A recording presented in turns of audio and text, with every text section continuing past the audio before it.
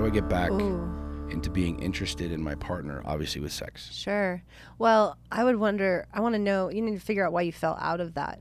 And honestly, it's like, I don't, I think you could turn it back on. If it was there, just turn it back on, make a decision, and just see that person as your sexual intimate partner, not as your roommate, not as your kid's other parent. Like, show up for that and put in the effort. I mean, everything in our lives we have the ability to change our mind and our perspective on. We just have to make the decision and do it. Let's talk about this for a second, because there's a lot of people I think that struggle with this. I did in my marriage. You get to a place of complacency or comfort. I don't even call it complacency, but you get to a place of comfort, right? We have our routines, we have our rituals, we have our we know typically you're going to respond like this, I'm going to respond like this. This is date night, here's what we do. And there's a lot of complacency in sex, right? I mean, it's a bigger question if you're not interested in having sex with this person. Yeah, like, why? Okay, did they gain 400 pounds and they're a fat, stinky slob? Like, whatever, cool, right? Yeah. Like, that's a different conversation. But from a standpoint of keeping shit alive, it's like anything. Sex is like anything else, right? Mm-hmm. If you do the same thing with your body in the gym, you're going to continue to get the same results. If you want to increase size, decrease fat, you have to change shit up, right? Yeah. To get a different result, you have to change shit up. And I think there's a lot of stigma around sex from a standpoint of it being not talked about as much, which is great. Mm-hmm. Let's talk about it. Let's do a fucking podcast on this. But like, I really do believe that, my ex-wife, we didn't talk about it very much. It didn't come up. Like, there wasn't a lot of talk around it. It was like when we're in bed, if I want to have sex or she wants to have sex, it was like, okay, here's what we do with this now, right? But I truly believe talking openly about sex a lot is really healthy. And I really do think that the stigma of what normal looks like is really bad. And what I mean by that is, like, from a man's mind is very, very creative, okay? Like, there's very much an animalistic reality, which and have experienced, that there are days when, just coming to come and just having sex to be able to fill this urge and this need right now. And there's days that I want to fucking throw you around the room and bang your head against the headboard and get absolutely wild fucking crazy, right? That's real. That's absolutely real for men. Yeah. And I'm not going to speak for you or speak for women, but I think that men talking about this, it's kind of a taboo thing because there's a notion or an idea that I'm going to be judged for this, or my wife's going to think I'm crazy, or she's going to think I'm looking at porn because I have all of these wild ideas or wild antics or wild notions, right? And I think that's a real hard thing for a man to do, especially when you get into a complacent relationship, when you have kids or, you're in this routine mixing shit up, right?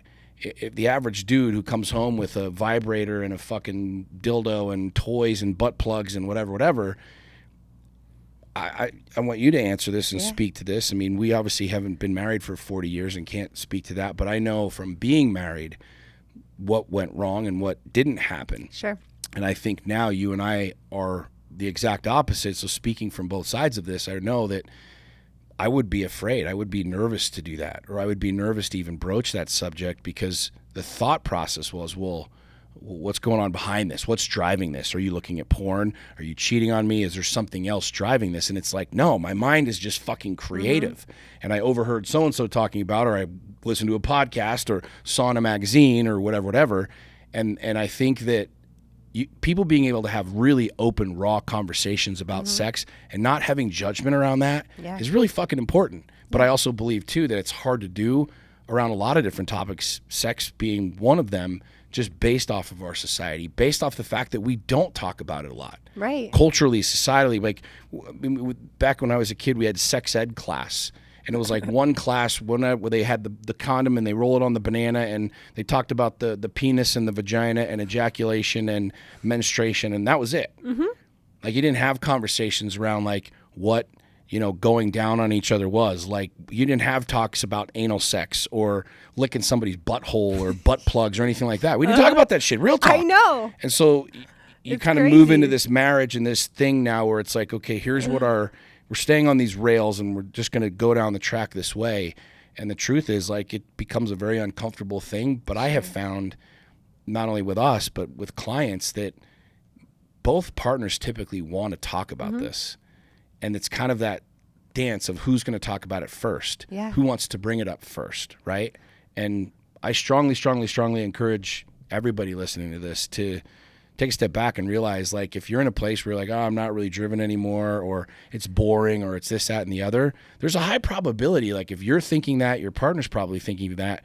And if you both love each other and you both like knocking boots, why don't you fucking talk about it? Why don't you both go to the sex store? You want to know a real good date night? Real sexy fucking fun date night? Go out to dinner and then go to your local sex store and fucking go walk up and down the aisles and look at the lubes and look at the vibrators and look at the fucking 18-inch dildo that you're not going to do anything with because it's fucking ridiculous, but you could beat a robber up with it. But, like, real talk, like, going and buying toys. You and I have done that. And it's fucking hot as shit. You know what I'm saying? What are your thoughts? Also, like, if you're struggling to have dialogue with your partner, I would say, like, share podcasts like this. There's a lot of podcasts that talk about sex, because it will give, like, the questions will be presented, and then you guys can kind of have conversation around it. Like, maybe make this particular podcast part of a date night just to comfortably open dialogue on conversations like butt plugs and big dildos you can hit each other with, stuff like that. You don't know, maybe you're into that, but it's one of those things. It's like realizing that having all these walls up and all these rules and all this, like, I don't know, resistance with it, that's just scarcity. And it's like, if you want abundance in all areas of life is also an abundance of, like, intimacy with your partner. And it's to me, I feel like it's such a privilege to have a partner to share that connection with.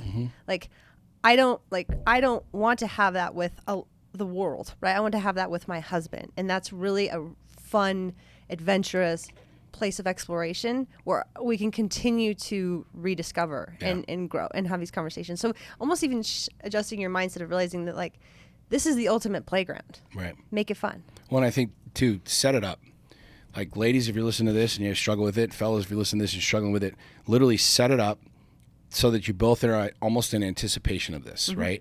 Springing the conversation, right after church or during a meeting or something like that, probably not the best place. But literally say, you know what, let's go on date night and let's talk about sex. Like, setting that up to where I want you to tell me every single thing and I'm going to say everything. But then you go into it too without judgment, right? And I think for me, setting myself up that way, hearing whatever you have to say would be rad, because it would help me be a better man, a better husband, better lover, right? And vice versa. Sure.